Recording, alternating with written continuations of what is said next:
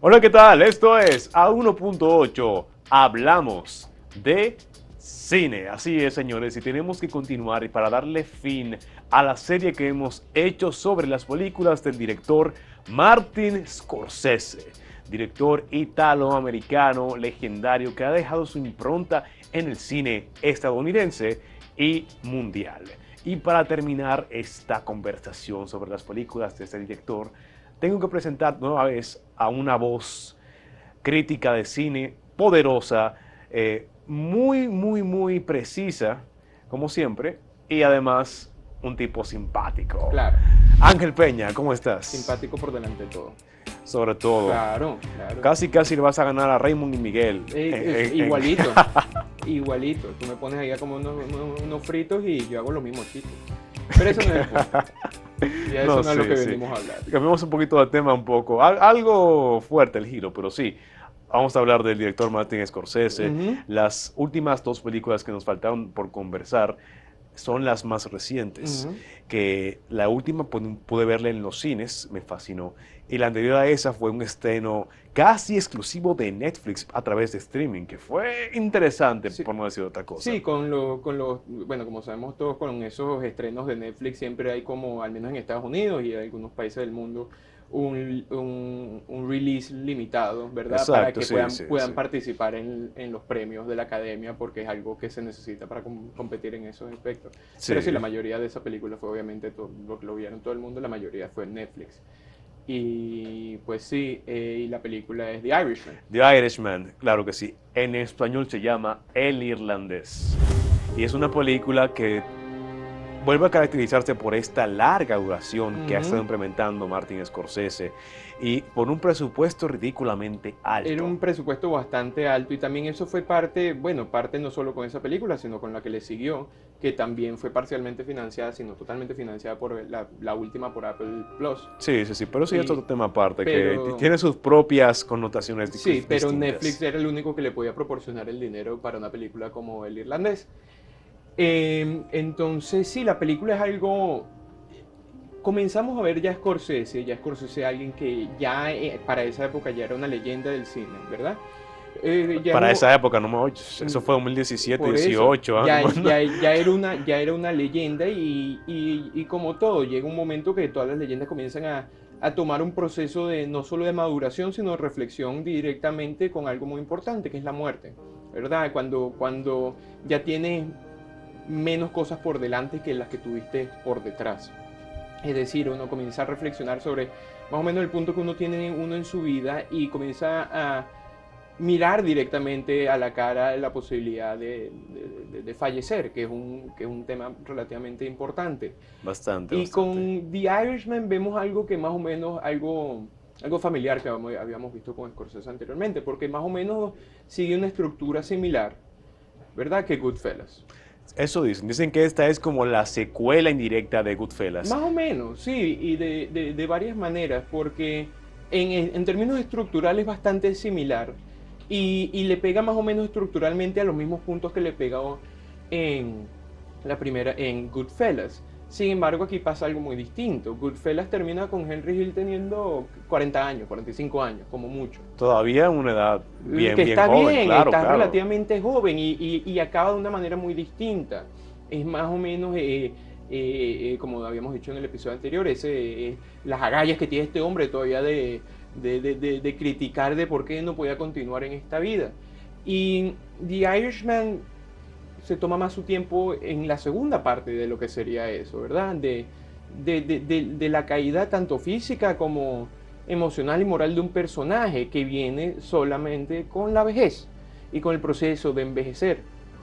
Entonces, aunque tenemos estilísticamente y temáticamente elementos similares a los que vimos en Goodfellas, ya encontramos algo que es un tipo de madurez y un tipo de lentitud distinta que comenzamos a ver con Scorsese. Así es. En esta parte quiero resaltar lo de la vejez, que es un elemento que fue uno de los más importantes para la película, no solamente su narrativa, sino también para su producción. Vemos Sí. que tuvieron que gastar mucho dinero en tecnología para rejuvenecer a los actores que son predilectos que quería Scorsese, Joe Pesci, Robert De Niro, que ya estaban en edades muy avanzadas, que tuvieron que Ujú. hacer trucos, decían que se llamaba algo como maquillaje digital. Es un maquillaje digital, Para un rejuvenecerlos. de-aging, Un de-aging, exactamente. Que eso fue un proceso muy complicado, fue un proceso pero que complicado y funcionó, que ciertamente. funcionó de cierta manera. Funcionó. O sea, la primera vez que uno lo ve, la verdad, uno se queda como porque tú le ves la cara más joven, pero el cuerpo sigue siendo mayor. Entonces, cuando Cuando Robert De patea, Niro sí, lanza sí, sí. algo, se ve que no tiene el mismo nivel de torque con el brazo, obvio. Pero está bien. O cuando hay una escena muy impactante, muy importante, en la que él como que golpea y hasta Le patea. da unas patadas, sí, y las Sí, patadas la se ven patada se como nota como que... un poquito débiles. Sí. Sí, bueno, y bueno, esas son cosas que obviamente vienen con ese experimento tecnológico. Pero obviamente Scorsese quería trabajar con esos actores con los que siempre ha trabajado y retomar otra vez con Joe Pesci, que hace muchos años que no trabaja, y muchos años que no trabaja con Scorsese. Y una de las mejores actuaciones de Joe Pesci, porque no es lo que acostumbramos de Joe Pesci, que es explosivo, violento, totalmente distinto. El personaje de Bufalino es calmado a un punto de casi de psicopatía. Pero volviendo a ese tema de la madurez, porque es importante, porque en Goodfellas la película termina hasta con música y una música violenta, termina creo que con la canción de Sid Vicious My Way, ¿verdad? Que es un homenaje a Frank Sinatra. Uno después se da cuenta, la primera vez que ve la película, que eso uno no se da cuenta, pero la segunda vez sí. Después más o menos de la mitad de la película ya no hay música. Y eso es algo como interesante.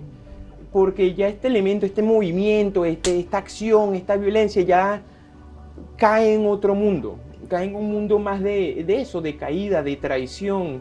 Un mundo donde un mejor amigo traiciona a su amigo, pero casi por nada, de una manera u otra. Él siendo todavía un soldado dentro de ese mundo. Y es algo que sí, la mayoría de la película te mencionan. Este se murió porque le dieron un balazo en la cabeza. Este también. Y al final, el único que queda es Frank Sheeran, es el irlandés. Y hay una escena al final que le dicen, no, habla con mi abogado o algo así. No, él se murió. Y él lo primero que pregunta, ¿quién lo mató? ¿Verdad? Y él dice, ¿quién lo mató? Le dicen lo de la FBI, se murió de un cáncer de próstata, es un señor, ¿me entiendes? Entonces es un mundo donde ya eres el último de los soldados, ¿verdad? Eres como un veterano de una guerra inexistente. Y eso crea un sentimiento, obviamente, de mucha pérdida, porque también vemos toda la vida de este personaje y lo que en ese proceso de ser soldado lo que sacrifica, que en este caso es su familia. Y al final los únicos que van a visitar a Frank Sheeran son agentes del FBI. Y el drama epopélico el que él vivió, la interacción que tenía con Hoffa, quién era Jimmy Hoffa en ese sentido. Al final la enfermera ni siquiera se acuerda quién es Jimmy Hoffa. De una manera diciendo que toda esta violencia, toda esta traición, toda esta sangre, al final ni sumaron mucho para lo que es el contenido de la historia. Entonces un soldado siempre en una búsqueda de una guerra invisible. Y una guerra que acabó hace mucho tiempo y él todavía manteniéndose en su búsqueda. Y en esa búsqueda lo que se encuentra obviamente es miedo. Es el miedo de eso, de esa soledad que uno comienza a sentirlo al final de la película. El miedo a la muerte de muchas maneras.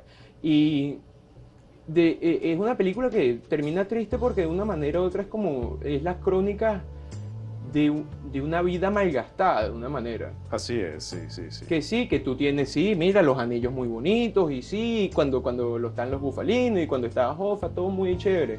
Pero al final, ¿qué quedó? Lo único que quedas eres tú enfrente del espejo. Y entonces es mucho, mucho más trágico que, por ejemplo, el final de Goodfellas. Mucho más trágico que hubiera sido una muerte más inmediata. Es peor, el problema no es que la vida es corta, el problema es que la vida es larga. Y es ahí donde cae ese sentimiento de más de reflexión que comenzamos a ver un tipo de madurez distinta con Scorsese. Y la soledad que crea esa reflexión contra, como dije anteriormente, esa vida malgastada. Entonces, sí, es una película muy interesante, muy importante. Una película que a mí me pareció, bueno, a pesar de lo que hablamos de los elementos técnicos, una película muy bien dirigida, muy bien editada, Bastante, sobre todo. Porque es una película que es difícil de editar, porque son muchas piezas que se están moviendo al mismo tiempo y es un periodo muy largo, un periodo desde 1950 hasta el 1990, al 2000. Entonces un periodo muy largo de una vida de alguien y cada vez que yo la veo a mí se me hace más corta, no se me hace más larga. Porque aunque, bueno, uno ya entiende más o menos por dónde va pasando la situación, se mueve lo que Scorsese hace muy bien y lo que Thelma hace muy bien, se mueve de una manera estructural más o menos siempre tan dinámica que es difícil como que un momento de respiro. Y los momentos de respiro son momentos no de respiro dramático, sino de reflexión, que es la segunda mitad de la película. Así es, sí, sí, tienes razón con eso. Y la película cuando la vi la primera vez no se sentía esa duración larga de 3 horas. No, no. Se sentía como cualquier película normal de 2 horas. Y ese tema que fue el más impactante de la película, el tema de la vejez, esa parte de que después de una vida de violencia, de este mundo de gángsters, de asesinos y de muertes violentas, después de todo eso queda lo más difícil que hay que enfrentarse, que es la vida, pero ya sin todo eso, sin solo, ¿verdad? Exacto. Y no es que Frank Sheeran era un general de entre esta milicia. Él era otro soldado. De la misma manera que él mataba en la Segunda Guerra Mundial, él mataba aquí. Es más, hacen la comparación varias veces, como que este instrumento de violencia no es un instrumento ni siquiera emocional.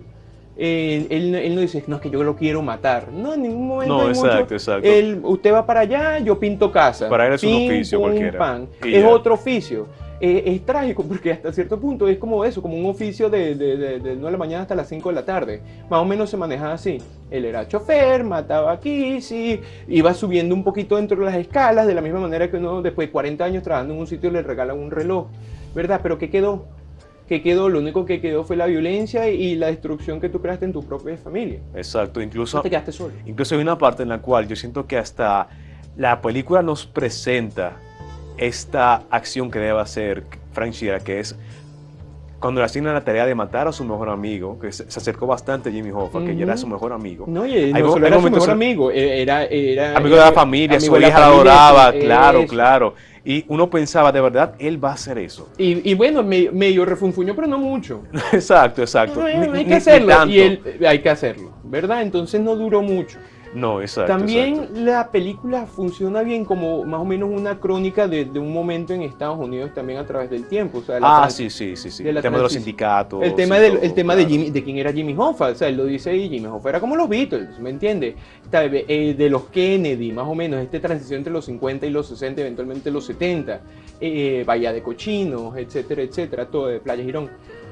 Todos estos movimientos como también antropológicos del servicio de la mafia dentro de la estructura política y social de Estados Unidos, que eso siempre es interesante, como es un engranaje más dentro de las condiciones institucionales del poder estadounidense y como eso también funciona. Pero lo más importante es esta reflexión del personaje en reflexionar con su propia muerte y con su propia vejez. Sí, la película es muy americana por ese aspecto de la historia, de la dinámica. Pero también, antes de terminar, porque ya casi tenemos que ir a la pausa, esta es una película que nos muestra esa parte que suele omitirse en las películas de gángster, por así decirlo. Siempre terminamos con un héroe que está como llegando a una adultez mayor, 40, 50 años, o que muere joven, pero no vemos ese resultado final que queda tras esa vida de violencia. Que es más trágico. Que es mucho más trágico, y eso es lo que nos muestra esta película, El Irlandés, The Irishman. Porque es trágico, porque cuando se muere un personaje joven, un héroe joven o un antihéroe joven, siempre es la posibilidad del futuro de ese joven, que hubiera podido ser, que cómo hubiera podido cambiar. Aquí no, aquí vemos todo lo que hizo este joven hasta que llegó a no ser joven. Y entonces que incluso con el beneficio de tener todo ese tiempo, lo que termina es en tragedia, una tragedia mucho más sombría, porque trata de un existencialismo más perenne. No del acto de violencia como elemento final, sino como el acto de violencia como un instrumento de más o menos como una destrucción propia, de una destrucción del alma del mismo. Y lo único que queda es la soledad. Y entonces es algo muy importante. Así es. Bueno, Ángel, tenemos que seguir tras la pausa, así que quédese con nosotros en la 1.8, Hablamos de Cine.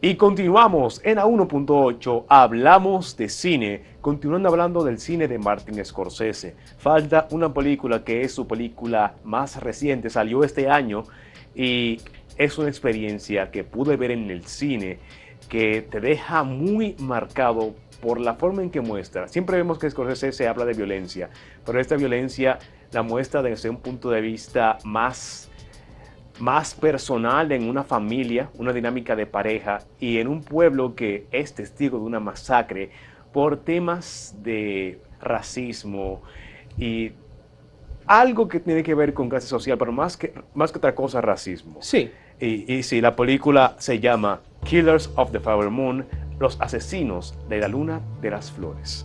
Y la vi, cuando terminé de verla, no hablé como por 10 minutos. Me dejó ese impacto. Una película increíble que la verdad hay que sugerir que si todavía se encuentra en el cine, que por favor vayan a verla, porque hay que apoyar ese tipo de cine.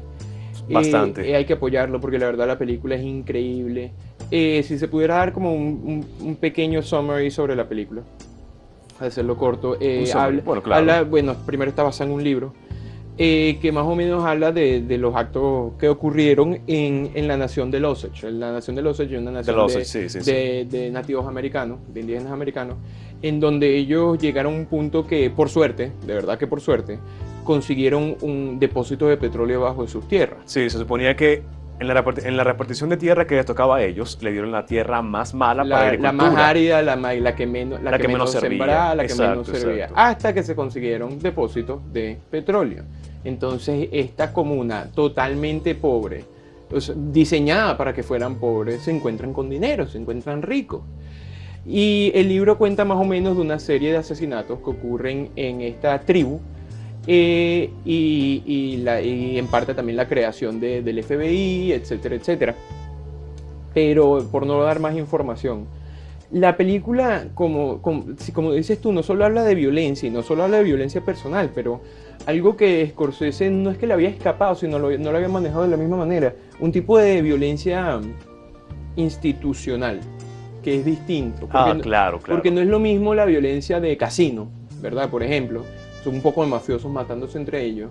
A la diferencia entre la violencia de un sistema organizado de poder, particularmente esto como un gobierno regional en Estados Unidos, contra aquellos que ellos ya habían caracterizado como inhumanos. ¿Por qué se le otorga estas tierras áridas? Porque no querían que obviamente progresaran como personas. Exacto, para mantener a los pobres en la miseria. Para mantener a los pobres en la miseria. Y cuando esto falla, la única respuesta que puede tener es un acto de violencia, ¿verdad? Y hay personajes muy interesantes en la película. No solo Leonardo DiCaprio, obviamente, que lo hizo muy bien y posiblemente le den otra nominación al Oscar si no se lo gana.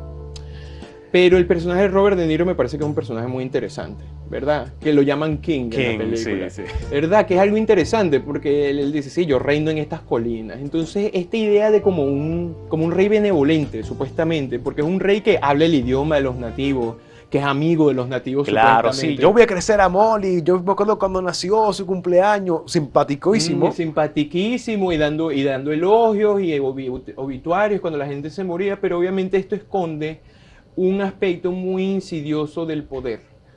La idea de que supuestamente que existen reyes benevolentes, que es una mentira y la película te lo muestra a través de esta contradicción. Y que el poder en tratar de crear un tipo de sumisión adapta elementos del oprimido. El lenguaje, no los tratan, no es que le caen a palo, pero siempre hay como esa diferencia de carácter racial, hasta de la misma manera, y aquí hablamos de otro tipo de violencia institucional, la misma manera que ellos podían recoger su dinero, era a través como de un organismo bancario blanco. ¿Y por qué? O sea, en esencia, ¿por qué? Sí, porque ellos tienen que pedir su propio dinero a través de un organismo externo, ¿verdad? Porque siempre se necesita más o menos esa frontera de carácter institucional para mantener cierto tipo de poder, aunque estos nativos americanos de la nación de Osage ya tenían más o menos un poco de control del capital, no pueden tenerlo entero.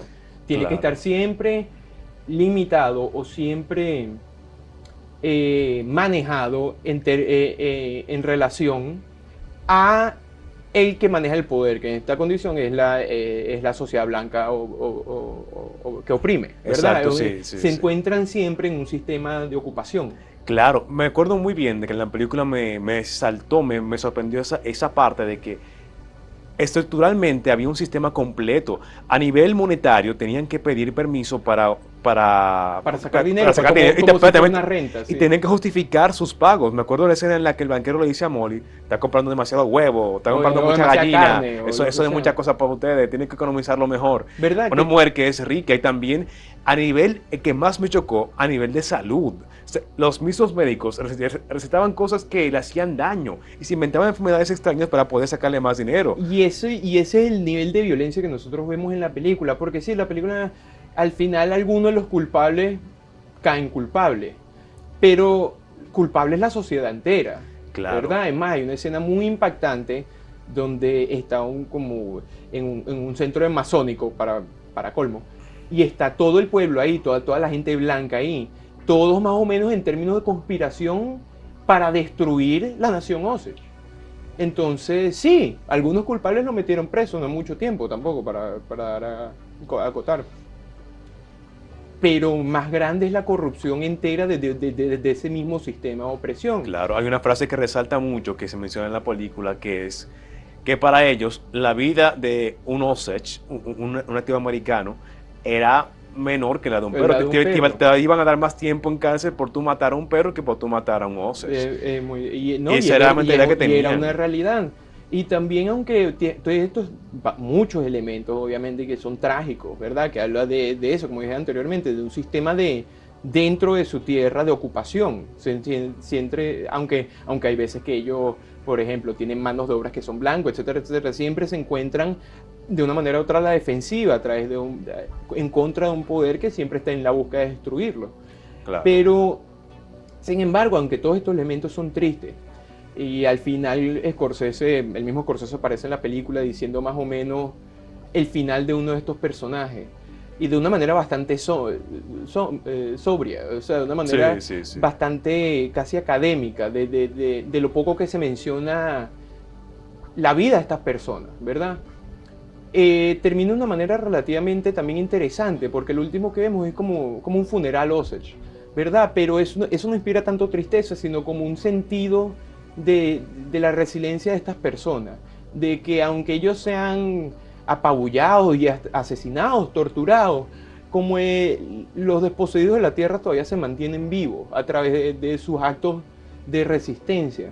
Y es una película interesante también porque obviamente no es algo que, aunque nosotros entendemos las 1001 masacres que hubieron contra las primeras naciones en Estados Unidos, sea Cherokee, sea Comanche, sea Osage, no es algo necesariamente conocido en lo puntual.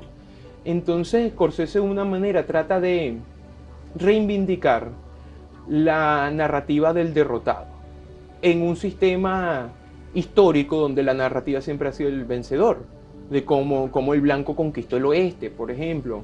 Entonces esta narrativa del invisible, esta narrativa de aquel que no ganó la guerra, es una narrativa que Scorsese, al menos en mi parecer, lo que quiere decir con la película es que no solo es importante, sino es parte del proceso de la historia, y quizás la parte más importante del proceso de la historia, Claro. la narrativa del derrotado. Se pudiera decir que esto sonaría como un anti-western. Es un western revisionista o anti-western, claro, claro. porque particularmente, aunque uno de los blancos son personajes principales, ellos no son los héroes. El héroe es la resistencia de estas personas. Entonces, en reivindicar o recuperar la narrativa del derrotado, la narrativa que antes no escuchaba, lo que conseguimos es una visión no solo más entera de la historia, sino quizás una visión más real de la historia, que la condición del progreso histórico no necesariamente se tiene que ver como algo ciertamente positivo. Walter Benjamin dijo una vez, todos los documentos del progreso de la historia son un documento de la barbarie. Así es. Y entonces es en recordar esta barbarie que nosotros podemos recordar o pensar de una manera quizás más dialéctica o más estructural las condiciones que crean las mismas condiciones de poder. Ángel, háblame un poco del amor del personaje de DiCaprio, Ernest, el supuesto amor que sentía hacia Molly, un punto importantísimo de Yo la creo que película. sentía amor, porque es que, bueno, Ernest, el personaje de DiCaprio es un personaje muy importante porque es un peón. Es un peón por todos lados. Un peón sin autonomía. No tiene ningún tipo de autonomía. No, que es hace casi, lo que le dicen. Que es casi puro id también. Que cuando digo id, que le gusta tomar, le gustan las mujeres y le gusta el dinero, que es algo que te repite durante toda durante toda la película, ¿verdad? Pero es un duende del id. No tiene ningún como aspecto propio de autonomía, como dijiste tú anteriormente. Es más, la mayoría de esos personajes son las manipulaciones de su tío, King, ¿verdad? Y cuando tú hablas del amor, es interesante porque yo viendo la película, yo creo que sí había algo de amor ahí. Sí, pero hay gente que dice, que teoriza que era como un amor de una persona hacia un perro, un gato. Hay gente que dice que no, que era un amor extraño, un amor... Puede ser que haya más ambigüedad ahí, pero yo no creo que, o sea, porque King los ve así. Leonardo DiCaprio, en el personaje de Leonardo DiCaprio, yo creo que no tiene ni siquiera la profundidad de tratar a Molly como un perro. No entiende quizás ni siquiera tanto esa condición de poder inherente. Él le gusta a su mujer, pero si le dicen, mira, tú tienes que ponerle esta insulina, que como que no es insulina, él lo hace. No, que mira, que tú tienes que pegarle a este hombre, ok. No, que tienen que explotar a casa de su hermana.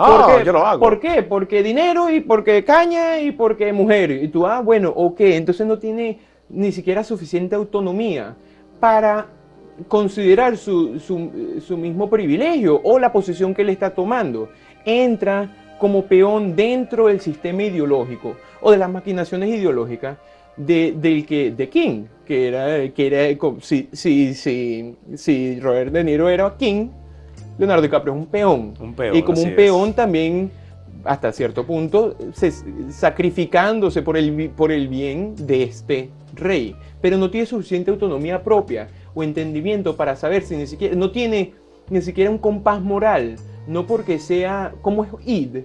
El id no es necesariamente maligno. Busca una relación de placer inmediata. Tiene una cierta maldad, sí, cierto, pero una maldad como la que tiene un niño. Le gusta pegarle al hombre, le gusta tomar, persigue a las mujeres, le gusta el dinero, etcétera, etcétera. Pero no tiene una condición suficientemente avanzada para determinar como autonomía propia. Y eso es parte de la tragedia. Que sí, es como Charming, pero es bruto. Pero en ningún momento mantiene autonomía y durante la película él va para atrás y para adelante. Iba a traicionar a su tío, no lo iba a traicionar, lo vuelve a traicionar, etcétera, etcétera. Iba atrás y adelante y atrás y adelante. ¿Por qué? Porque es otro peón dentro de ese sistema de opresión. Un peón como utilizado dentro de esa misma condición de opresión contra el oprimido. Él sin ser suficientemente autónomo para determinar si lo que él está haciendo es correcto o incorrecto. Solo como un octámbulo del sistema ideológico, que lo persigue sin saber el porqué. Así es, Ángel. Ya no hay más tiempo por hoy, tenemos que terminar el programa. Pero recuerden, no sean como el personaje de DiCaprio, Ernest. No sean peones en el sistema de opresión.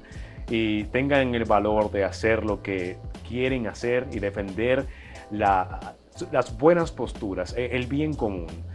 Ángel, gracias por estar aquí para hablar de las películas de Scorsese. Y esperemos que en la próxima que salga, esperemos que logre hacerlo bien y que termine sus películas antes de fallecer, que podamos también conversarla aquí. Eso espero. Así es. Y señores, es todo por hoy. Aquí en A1.8 hablamos de cine.